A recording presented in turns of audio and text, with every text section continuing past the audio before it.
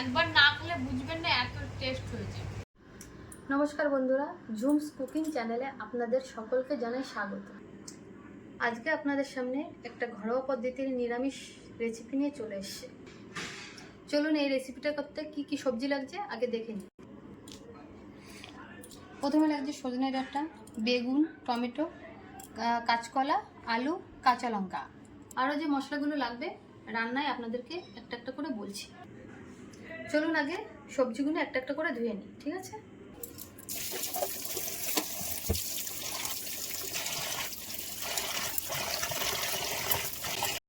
সবজি ধোয়া হয়ে গেছে বন্ধুরা, এবার সবজিগুলো কেটে নিই।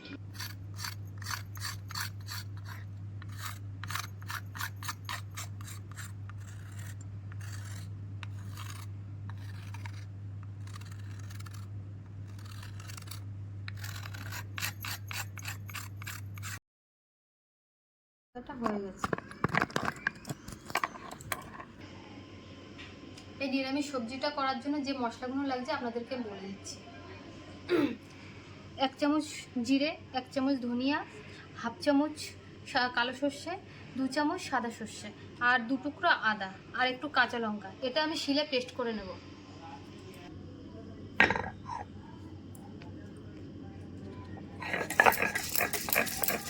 আপনারা এটা মিক্সিতেও করে নিতে পারেন, কিন্তু শিলে বাটলে একটু টেস্টটা ভালো আসে।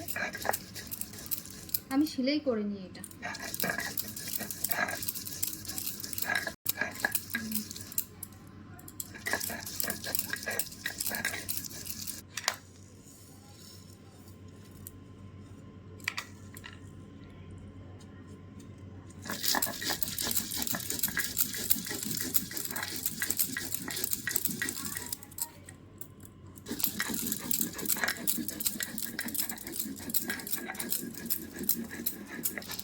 আদা বাটা হয়ে গেছে এবং সর্ষেটা বাটছে।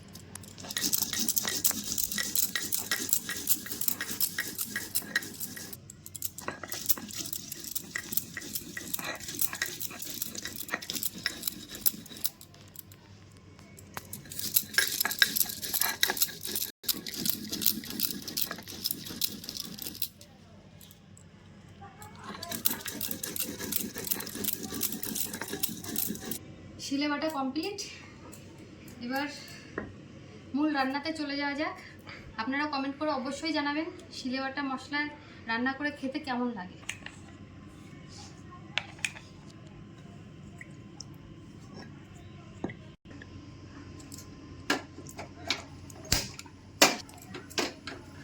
এখন কড়াইটা চাপিয়ে দিলাম।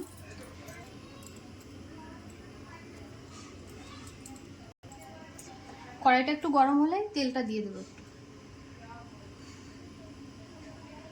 কড়াই গরম হয়ে গেছে, একটু তেল দিয়ে দিলাম। এই যে এতটা পরিমাণ তেল দিলাম আমি, দেখে নিন আপনারা। এখন একটা একটা করে সবজিগুলো সব ভেজে নেব। প্রথমে আলু ভেজে নেব।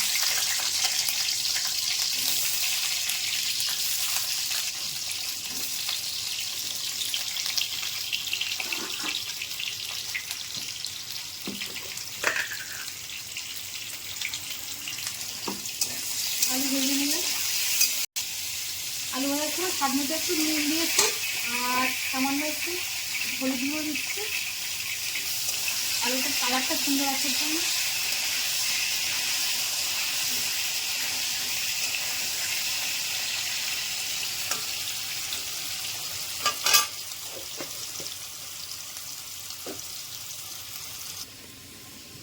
আলু ভাজা হয়ে গেছে, আলুটা এবার নামিয়ে নিচ্ছি।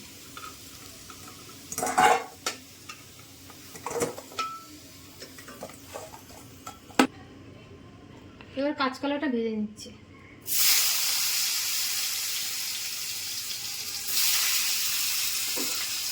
কাঁচকলা ভাজা হয়ে গেছে।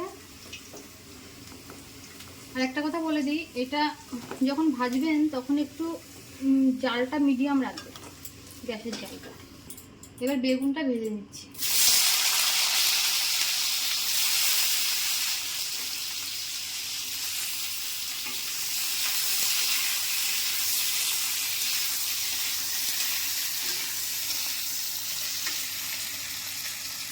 বেগুনটায় হালকা করে একটু লবণ দিয়ে দেবে আর সামান্য একটু হলুদ দিয়ে।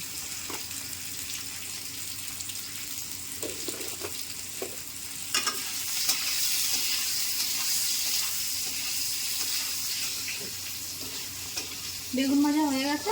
সজনের ডাঁটাটা আমি এখন আর ভাজবো না, একসাথে এর সাথে মিক্স করে দিয়ে দেবো সবজির সাথে।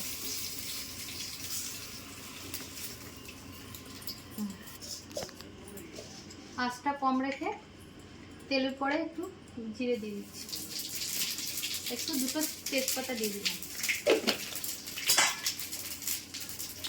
এবার আদা বাটা আর জিরে বাটা দিয়ে দিলাম।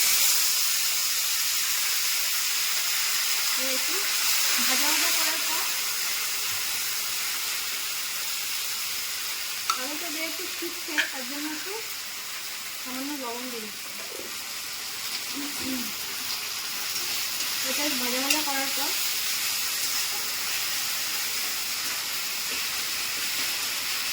এবার লঙ্কা বাটাটা দিয়ে দিলাম।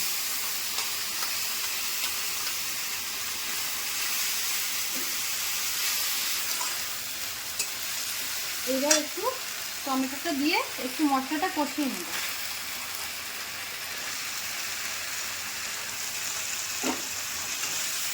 যেহেতু টমেটো দিয়েছি এটা একটু সামান্য লবণ মিক্স করতে হবে, তাহলে ভালো। এবার স্বাদ মতো নুন দিয়ে দিচ্ছি একটু, আর হলুদ গুঁড়ো দিয়ে দিচ্ছি। আপনারা আপনাদের স্বাদ মতো দিয়ে দেবেন। মশলা কষানো হয়ে গেছে, যখনই তেলটা ছাড়বে তখন এই যে সর্ষে বাটাটা দিয়ে দিতে হবে। সর্ষে বাটার যে পেস্টটা এটা দিয়ে দিতে হবে। ব্যাস, এইটা হালকা 2 মিনিট কষিয়ে সামান্য একটু জল দিতে হবে।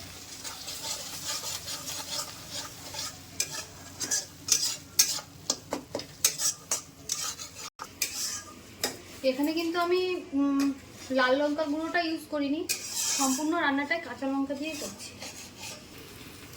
এখানে হলুদ একটু কম হয়েছিল, আমি একটু সামান্য হলুদ অ্যাড করছি। এবার আমি ভেজে রাখা যে সবজিগুলো রেখেছিলাম এটাও অ্যাড করে দিচ্ছি, আর তার সাথে সজনের ডাঁটাগুলো দিয়ে দিচ্ছি। এবার এটা হালকা করে একটু কষিয়ে নেব, কষিয়ে জল অ্যাড করে দেবো।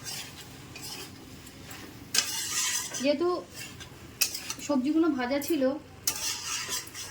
সজনে ডাঁটা অ্যাড করলাম, এর জন্য একটুখানি কষিয়ে জলটা অ্যাড করে দেবো।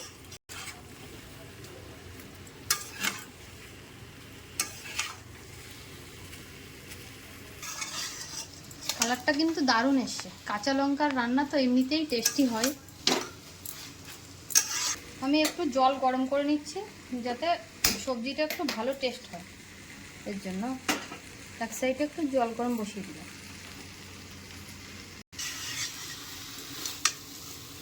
রান্না কিন্তু শেষের পর্যায়ে চলে এসছে, আর এটা কিন্তু আস্তে আস্তে ঘাটবেন একটু, না হলে কিন্তু লেগে যেতে পারে। আর আঁচটা একটু কম রাখবে, যখন সবজিটা কষাবেন তখন একটু আঁচটা কম রাখবে।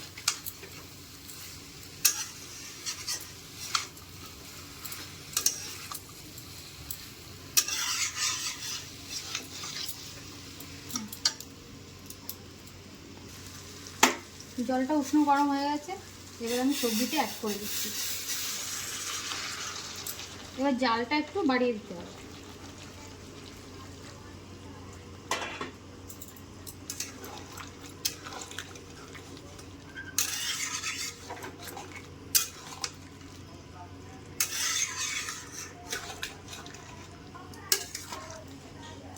সজনে ডাঁটাটা একটু সিদ্ধ হওয়ার জন্য এবার আমি সামান্য একটু ঢেকে রাখবো। 5 মিনিট হয়ে গেছে, এবার আমি ঢাকনাটা খুলছি। খুব সুন্দর একটা অ্যারোমা আসছে। সত্যি খুব টেস্টি হবে মনে হয়। এবার একটু জোরে জাল দিয়ে আমি ঝোলটা একটু শুকিয়ে নিচ্ছি। আপনারা যেমন খেতে পছন্দ করেন তেমনই রাখতে পারেন গ্রেভিটা। আমি একটু শুকনো শুকনো খেতে পছন্দ করি, তো এর জন্য শুকনো শুকনো করে রাখছি। এবার তরকারিটা নামিয়ে টেস্ট করে আপনাদেরকে বলছি কেমন হবে। এটা হলো তরকারির ফাইনাল লুক। এটা খেয়ে আপনাদেরকে বলছি কেমন টেস্ট হয়েছে। এবার তরকারিটা হয়ে গেছে, তো ঢেলে নিচ্ছি। এবার খেয়ে টেস্ট করে বলবো আপনাদেরকে। সত্যি দারুণ হয়েছে।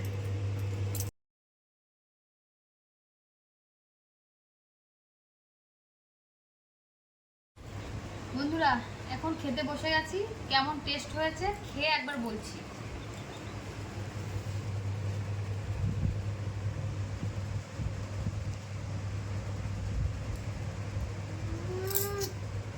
সত্যি একবার না খেলে বুঝবেন না এত টেস্ট হয়েছে। আর সজনে ডাঁটাটা আমার ফেভারিট, খেয়ে দেখি কেমন লাগে। মাখন পুরো। সত্যি নিরামিষ তরকারি যে এত টেস্ট হতে পারে না খেলে বুঝবেন না।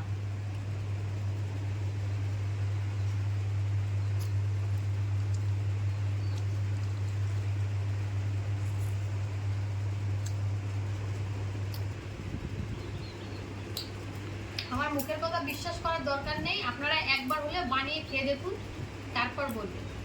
অসাধারণ হয়েছে। ও আরেকটি কথা বন্ধুরা, আমার রেসিপি যদি ভালো লেগে থাকে তাহলে অবশ্যই সাবস্ক্রাইব করে পাশে থাকা বেল আইকনটিকে প্রেস করে দিন।